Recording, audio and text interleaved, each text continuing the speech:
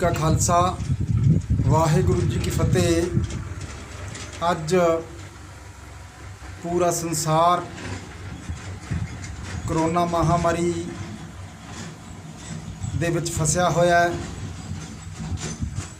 इलाज दे कोई पुख्ता प्रबंध जां साजगर मैडिसन हजे लोकां सामने नहीं आ सकी,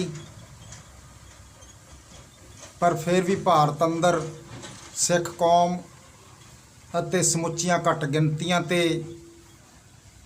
गलत प्रचार बेरुखी वाला जो 1947 तो लैके वतीरा हो रहा है वो दिन ब दिन जोर फड़ रहा है। साडे कुछ सत्कारयोग यात्री जो हर साल की तरह हजूर साहब जाते सी, ऐतकी भी गए सी। वो तख्त सचखंड हजूर अबचल नदेड़ साहब विखे गए सन। सरकार ने श्रोमणी अकाली दल अमृतसर ते होर जथेबंदियां ने इस दा जदों मुद्दा उठाया, इत्थों पंजाब सरकार ने बसां भेज के ते खराना साहब जिहड़ा हिंदू वीर आ उन्हें बसां भेज के साडे यात्रियां नूं पंजाब लिआंदा, जो एक वधिया काम सी, जो पहला होना चाहिदा सी। देर नाल कीता दुरुस्त काम सी, पर वो हजे इत्थे पहुंचे है ते उन्हां दी चैकिंग कीती गई ते कह दिता गया कि इन्हां दे विच करोना है, इन्हां नूं करोना कुछ मरीज़ां नूं हो गया। ते इत्थों दे RSS अधीन ते BJP सरकार, मोदी मीडिया ते खुफिया जिहड़ियां एजेंसियां सिख कौम नूं जलील जिहड़ियां लगातार कर रही हैं, उन्होंने बहुत वड्डा सिख कौम दे विरुद्ध, हजूर साहब दे विरुद्ध बहुत प्रचार पूरे संसार पद्धर ते कर दिता, जो माड़ा सी ते निंदणयोग भी है। पर जदों इस बेतुके प्रचार नूं सिख कौम ने देखिया, पर सिख कौम ने इसकी जांच की, पर ये जिहड़ा प्रचार सीगा वो ठीक नहीं सी जापदा। जदों इस प्रचार के संबंध दे विच मैं नदेड़ साहब कुछ वीरां नाल भी गल कीती, उत्थे श्रद्धालुआं नाल भी गल कीती, ते बाबा जी बलविंदर सिंह, बाबा जी नरिंदर सिंह लंगरां वाले जिहड़ी सत्कारयोग हस्ती है, मैं पहला भी कहा सी, जिन्हां ने यात्रियों नूं बड़े इज्जत अपना कौम का सरमाया समझ के संभालिया। उन्होंने 3 वारी इन्हां दे टैसट कराए है, उन्हां दे विच कोई टैसट नहीं आया। फिर मैं जिहड़े हजूर साहब तो यात्री आए सीगे, मैं फिरोजपुर विखे एक यात्री दे नाल नाता जोड़िया। वो कहंदा बाबा जी ने 3 वारी टैसट कराए है, फिर सिविल हस्पताल तो असी भी टैसट कराया, सानू किसी नूं करोना नहीं होया। ज्यों ही ये सारे बसां दे विच बैठ के आए तो अपने पंजाब दे विच घरों घरी जाण तो पहला वो सरकार दे ध्यान विच आए, उन्हां दी चैकिंग हुई, उन्हां नूं एकांतवास दे विच रखिया गया जिथे कोई पुख्ता प्रबंध नहीं है, ना लैटरन ना साफ सीगियां, ना उत्थे रहन दा प्रबंध सी, ना रोटी दा प्रबंध सी, ते पान थुक्या पिया सी, ना पक्खे दा प्रबंध सी। इस संबंधी मैं भी डिप्टी कमिश्नर फिरोजपुर नाल गल कीती। उन्होंने कहा मैं तुरंत इन्हां दा हल करदा, पर ये जदों वाबलेला सारा उठिया, सिख कौम इस कूड़ प्रचार दे विरुद्ध चिंता हुई कि सिखां नूं इहदे विच क्यों घड़ीसिया जा रहा है। ते जदों सारे यात्री भी कह रहे हैं कि सानू कोई करोना नहीं, असीं ठीक है, बीबियां कह रही, बच्चे कह रहे हैं, तो फिर ਤੇ ਫਿਰ ਇਸ ਗੱਲ ਬਾਰੇ ਸਿੱਖ ਕੌਮ ਨੂੰ ਧਿਆਨ ਬਣਦਾ ਇਸ ਗੱਲ ਤੇ ਸਾਨੂੰ ਪਹੁੰਚਣਾ ਚਾਹੀਦਾ ਹੈ। ਜਦੋਂ ਉੱਥੇ ਕਰੋਨਾ ਨਹੀਂ ਸੀਗਾ, ਨਾ ਹੀ ਹੁਣ ਹਜ਼ੂਰ ਸਾਹਿਬ ਦੇ ਵਿੱਚ ਕਿਸੇ ਨੂੰ ਕਰੋਨਾ ਹੈ, ਨਾ ਹੀ ਉੱਥੇ ਦਰਬਾਰ ਸਾਹਿਬ ਦੇ ਵਿੱਚ ਹੈ, ਨਾ ਹੀ ਲੰਗਰਾਂ ਦੇ ਵਿੱਚ ਹੈ, ਨਾ ਹੀ ਉੱਥੇ ਜਿਹੜੀਆਂ ਸਰਾਵਾਂ ਉਹਦੇ ਵਿੱਚ ਕਰੋਨਾ ਹੈ। ਫਿਰ ਕਰੋਨਾ ਕਿੱਥੋਂ ਆ ਗਿਆ? ਇਹਦੀ ਜਾਂਚ ਕਰਨੀ ਤਾਂ ਬਣਦੀ ਹੈ। ਫਿਰ ਇਹਦੇ ਸਾਹਮਣੇ 3 ਸਵਾਲ ਉੱਠਦੇ ਆ।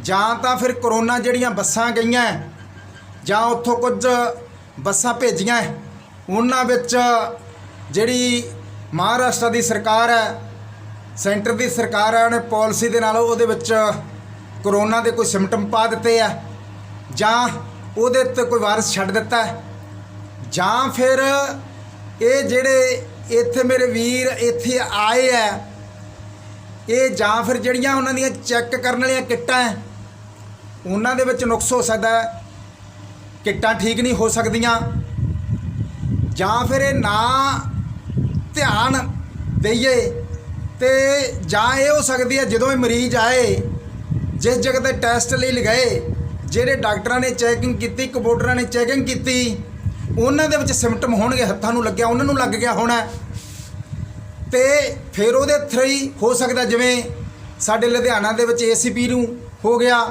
ਕਿੰਨੇ ਡਾਕਟਰਾਂ ਨੂੰ ਹੋ ਗਿਆ, ਉਹਦੇ ਤਹਿਤ ਇਹ ਹੋਇਆ ਜਾ ਸਕਦਾ। ਤਿੰਨਾਂ ਦੇ ਵਿੱਚੋਂ ਇੱਕ ਗੱਲ ਤਾਂ ਜ਼ਰੂਰ ਹੈ, ਜੇ ਮੰਨ ਲਓ ਸਾਰੀਆਂ ਗੱਲਾਂ ਝੂਠੀਆਂ, ਪਰ ਇਹ ਜਦੋਂ ਫਿਰ ਇਸ ਕਰੋਨਾ ਵਾਇਰਸ ਆਇਆ ਕਿਵੇਂ, ਇਹਦੇ ਕਾਰਨ ਸਰਕਾਰ ਨੂੰ ਤਾਂ ਦੱਸਣੇ ਪੈਣਗੇ। ਜੇਕਰ ਸਰਕਾਰ ਇਹ ਕਾਰਨ ਸਿੱਖ ਕੌਮ ਦੇ ਸਾਹਮਣੇ ਨਹੀਂ ਲਿਆ ਸਕਦੀ, ਤੇ ਫਿਰ ਉਹ ਕਰੋਨਾ ਵਾਇਰਸ ਨੂੰ ਠੀਕ ਕਿਵੇਂ ਕਰੇਗੀ? ਇਹ ਸਾਰੀਆਂ ਗੱਲਾਂ ਸੋਚਣ ਵਿਚਾਰਨ ਵਾਲੀਆਂ ਹੈ। ਇਹ ਸਾਰੀਆਂ ਗੱਲਾਂ ਜਿੰਨਾ ਚਿਰ ਆਪਾਂ ਸੋਚਦੇ ਨਹੀਂ, ਇਸ ਕਰਕੇ ਝੂਠਾ ਪ੍ਰੋਪਗੈਂਡਾ ਹੋ ਰਿਹਾ ਹੈ। ਸਿੱਖ ਕੌਮ ਤਾਂ ਖਦਸ਼ਾ ਜ਼ਾਹਰ ਕਰਦੀ ਹੈ, ਤਾਂ ਮਹਿਸੂਸ ਕਰਦੀ ਹੈ। ਸਭ ਤੋਂ ਪਹਿਲਾਂ ਬਲਦੇਵ ਸਿੰਘ ਪਠਲਾਵੇ ਵਾਲਾ ਆਇਆ, ਉਹ ਬਾਹਰੋਂ ਆਏ ਤੋਂ ਕਹਿੰਦੇ ਅਨੰਦਪੁਰ ਸਾਹਿਬ ਚਲਾ ਗਿਆ। ਸਾਰੇ ਅਨੰਦਪੁਰ ਦੇ ਯਾਤਰੀਆਂ ਨੂੰ ਘਰਾਂ ਵਿੱਚ ਫੜ ਲਿਆ, ਚੋਰਾਂ ਦੀ ਤਰ੍ਹਾਂ, ਕਹਿੰਦੇ ਅਨੰਦਪੁਰ ਸਾਹਿਬ ਤੋਂ ਹੋਇਆ, ਅਨੰਦਪੁਰ ਸਾਹਿਬ ਤੋਂ ਫੈਲ ਗਿਆ। ਤੇ ਸਾਡਾ ਅਨੰਦਪੁਰ ਸਾਹਿਬ ਸਿੱਖ ਕੌਮ ਦੀ ਜਿਹੜੀ ਬੁਨਿਆਦ ਆ, ਤੇ ਜਿੱਥੇ ਸਿੱਖ ਕੌਮ ਦੀ ਸਾਜਨਾ ਜਾਂ 1699 ਈਸਵੀ ਵਿੱਚ ਉਸ ਨੂੰ ਬਦਨਾਮ ਕਰਨ ਦੀ ਕੋਸ਼ਿਸ਼ ਕੀਤੀ, ਮਹਾਰਾਜ ਨੇ ਕਿਰਪਾ ਕੀਤੀ, ਜਿੰਨੇ ਵੀ ਅਨੰਦਪੁਰ ਸਾਹਿਬ ਦੇ ਸਿੰਘ ਆਏ ਸੀ ਕਿਸੇ 'ਚੋਂ ਵੀ ਨਹੀਂ ਨਿਕਲਿਆ। ਉਸ ਤੋਂ ਬਾਅਦ ਫਿਰ ਬਦਨਾਮ ਕੀਤਾ ਕਿ ਜਿਹੜਾ ਰਾਗੀ ਨਿਰਮਲ ਸਿੰਘ ਹੈ, ਉਹਨੂੰ ਕਰੋਨਾ ਹੋ ਗਿਆ ਜੀ, ਪਤਾ ਨਹੀਂ ਹੋਇਆ ਕਿ ਨਹੀਂ ਹੋਇਆ, ਬੁਝਾਰਤ ਬਣੀ ਹੋਈ ਹੈ, ਉਸ ਦੇ ਨਾਂ 'ਤੇ ਬਦਨਾਮ ਕਰ ਦਿੱਤਾ ਗਿਆ। ਉਹਦਾ ਸੰਸਕਾਰ ਵੀ ਨਾ ਹੋਣ ਦਿੱਤਾ ਗਿਆ, ਸਰਕਾਰ ਨੇ ਵੀ ਕੀਤਾ, ਨਾ ਸ਼੍ਰੋਮਣੀ ਗੁਰਦੁਆਰਾ ਪ੍ਰਬੰਧਕ ਕਮੇਟੀ ਨੇ ਉਹਦੇ ਵਿੱਚ ਕੀਤਾ। ਉਸ ਤੋਂ ਬਾਅਦ ਫਿਰ ਲੁਧਿਆਣੇ ਦਾ ਇੰਡਸਟਰੀਅਲਿਸਟ ਸੀ, ਜੋ ਸਾਡਾ ਹਿੰਦੂ ਵੀਰ ਸੀ, ਉਹਦੀ ਘਰ ਵਾਲੀ ਨੂੰ ਹੋ ਗਿਆ, ਉਹਦੀ ਮੌਤ ਹੋ ਗਈ। ਉਹ ਚਾਈਨਾ 'ਚੋਂ ਆਏ ਸੀਗੇ, ਉਹਦਾ ਦੇ ਪਤਾ ਨਹੀਂ ਲੱਗ ਰਿਹਾ ਕਿਹਨੂੰ ਮਿਲ ਰਹੀ ਸੀ, ਉਹਨੂੰ ਵੀ ਹੋ ਗਿਆ। ਉਹਦੀ ਤਾਂ ਬਦਨਾਮੀ ਹੋਈ ਨਹੀਂ ਕਿ ਉਹ ਇੱਕ ਹਿੰਦੂ ਵੀਰ ਲੈ ਕੇ ਆਇਆ, ਕਿਉਂਕਿ ਸਾਡਾ ਕਿਹੜਾ ਹਿੰਦੂ ਵੀਰ ਦੇ ਨਾਲ ਕੋਈ ਦੁਸ਼ਮਣੀ ਹੈ। ਉਸ ਤੋਂ ਬਾਅਦ ਕਣਕਾ ਕਪੂਰ ਗਾਇਕਾ ਨੂੰ ਹੋ ਗਿਆ, ਉਹਦਾ 4 ਵਾਰੀ ਪੋਜ਼ਿਟਿਵ ਆ ਗਿਆ, ਤੇ ਫਿਰ ਉਹਦਾ ਕੋਈ ਪ੍ਰਚਾਰ ਨਹੀਂ ਹੋਇਆ। ਉਸ ਤੋਂ ਬਾਅਦ ਜਦੋਂ ਸਿੱਖ ਕੌਮ ਨੇ ਜਵਾਬ ਦਿੱਤਾ ਤੇ ਗੱਲ ਠੰਡੀ ਪੈ ਗਈ, ਤੇ ਫਿਰ ਇਹਨਾਂ ਨੇ ਕਿਹਾ ਕਿ ਦਿੱਲੀ ਦੇ ਵਿੱਚ ਤਬਲੀਗੀ ਜਮਾਤ ਜਿਹੜੀ ਮੁਸਲਮਾਨ ਕੌਮ ਆ, ਉਹਦੇ 'ਤੇ ਹਮਲਾ ਕਰਤਾ, ਕਿ ਉਹਨਾਂ ਨੇ ਫੈਲਾ ਦਿੱਤਾ। ਜਦੋਂ ਉਹਨਾਂ ਦਾ ਜਵਾਬ ਦਿੱਤਾ ਤੇ ਫਿਰ ਉਹਦੇ 'ਤੇ ਠੱਲ ਪਈ। ਹਜੇ ਫਿਰ ਇਹ ਗੱਲ ਰੁਕੀ ਨਹੀਂ ਸੀ। ਫਿਰ ਸਾਡੇ ਗੁੱਜਰ ਵੀਰ ਆ ਜਿਹੜੇ ਕਿੰਨਾ ਚਿਰ ਤੋਂ ਰਹਿ ਰਹੇ ਆ, ਉਹ ਕਹਿੰਦੇ ਉਹਨਾਂ ਦੇ ਵਿੱਚ ਆ ਗਿਆ, ਤੇ ਉਹਨਾਂ ਨੂੰ ਹੋ ਗਿਆ, ਉਹਨਾਂ ਨੂੰ ਬਦਨਾਮ ਕੀਤਾ। ਫਿਰ ਸਿੱਖ ਕੌਮ ਨੇ ਸਾਰੀ ਤੇ ਘੱਟ ਗਿਣਤੀਆਂ ਮੁਸਲਮਾਨ ਨੇ ਲੜੀ, ਤੇ ਫਿਰ ਇਸ ਨੂੰ ਠੱਲ ਪਈ। ਹਜੇ ਠੱਲ ਹੀ ਪਈ ਸੀ ਜਦੋਂ ਲੋਕਾਂ ਨੇ ਸਰਕਾਰ ਦੀ ਅਫਵਾਹ ਨੂੰ, ਇਹ ਪਾਲਿਸੀ ਨੂੰ ਰੱਦ ਕਰ ਦਿੱਤਾ, ਤੇ ਫਿਰ ਅਚਨਚੇਤ ਨਿਹੰਗ ਸਿੰਘ ਦੀ ਲੜਾਈ ਪਟਿਆਲੇ ਦੇ ਵਿੱਚ ਹੋ ਗਈ। ਉਹਨੂੰ ਸਿੱਖ ਕੌਮ ਨੂੰ ਤਰੀਕੇ ਨਾਲ, ਉਹਨਾਂ ਦਾ ਕਿਹੜਾ ਕਰੋਨਾ ਹੋਇਆ ਸੀ, ਜਿਹੜੀ ਅਚਨਚੇਤ ਹੋਈ ਸੀ, ਉਹਦੇ ਵਿੱਚ ਬਦਨਾਮ ਕੀਤਾ ਗਿਆ। ਫਿਰ ਬੀਬੀਆਂ ਨੂੰ ਫੜ ਲਿਆ ਗਿਆ। ਜਦੋਂ ਸਿੱਖ ਕੌਮ ਨੇ ਵਿਰੋਧ ਕੀਤਾ, ਬੀਬੀਆਂ ਤੇ ਕੁਝ ਬੰਦੇ ਛੱਡੇ ਗਏ, ਹਜੇ ਵੀ ਕੁਝ ਬਾਕੀ ਹੈ। ਤੇ ਫਿਰ ਕੀ ਕੀਤਾ? ਫਿਰ ਉਹਨੂੰ ਹਜੇ ਤੱਕ ਜਲੀਲ ਕਰਨ ਲਈ ਉਹਨੂੰ ਕੋਰਟਾਂ ਦੇ ਵਿੱਚ ਨੰਗੇ ਪੈਰੀ ਕੇਸਾਂ ਤੋਂ ਕੀਤਾ ਗਿਆ, ਤੇ ਰਿਮਾਂਡ ਲੈਣ ਦੇ ਨਾਂ 'ਤੇ ਉਹ ਜਲੀਲ ਕੀਤਾ ਜਾ ਰਿਹਾ। ਇਸ ਕਰਕੇ ਸਿੱਖ ਕੌਮ ਨੂੰ ਬਦਨਾਮ ਕੀਤਾ ਜਾ ਰਿਹਾ। ਇਹ ਜਿਹੜੀਆਂ ਮਾੜੀਆਂ ਗੱਲਾਂ ਸਥਿਤੀ ਜਨਤਾ, ਹਜੇ ਗੱਲ ਇਹ ਰੁਕੀ ਸੀ, ਤੇ ਫਿਰ ਇਹ ਹਜ਼ੂਰ ਸਾਹਿਬ ਯਾਤਰੀਆਂ 'ਤੇ ਵਾਵਲੇਲਾ ਖੜ ਕੇ ਪੂਰੇ ਮੀਡੀਆ ਦੇ ਵਿੱਚ ਇਹ ਜਿਹੜਾ ਕੀਤਾ ਗਿਆ। ਫਿਰ ਮੰਨ ਵੀ ਲਓ ਕਰੋਨਾ ਹੋ ਗਿਆ, ਇਹ ਕਿਸੇ ਨੂੰ ਵੀ ਹੋ ਸਕਦਾ, ਤੇ ਜਿਹੜਾ ਕਰੋਨਾ ਹੈ ਉਹਦਾ ਨਾ ਤਾਂ ਕਿਸੇ ਧਾਰਮਿਕ ਸਥਾਨ ਨਾਲ ਸੰਬੰਧ ਹੈ, ਨਾ ਸਿੱਖ ਨਾਲ ਸੰਬੰਧ ਹੈ, ਨਾ ਮੁਸਲਮਾਨ ਨਾਲ ਸੰਬੰਧ ਹੈ, ਨਾ ਈਸਾਈ ਨਾਲ ਸੰਬੰਧ ਹੈ, ਨਾ ਕਬੀਲਿਆਂ ਨਾਲ ਸੰਬੰਧ ਹੈ, ਨਾ ਜਗ੍ਹਾ ਨਾਲ ਸੰਬੰਧ ਹੈ। ਇਸ ਕਰਕੇ ਕਰੋਨੇ ਦਾ ਸੰਬੰਧ ਜਗ੍ਹਾ ਨਾਲ ਨਹੀਂ ਤੇ ਨਾ ਧਰਮਾਂ ਨਾਲ, ਉਹਦਾ ਸੰਬੰਧ ਹੈ ਮਨੁੱਖ ਤੇ ਵਿਅਕਤੀਆਂ ਨੂੰ ਹੁੰਦਾ ਹੈ।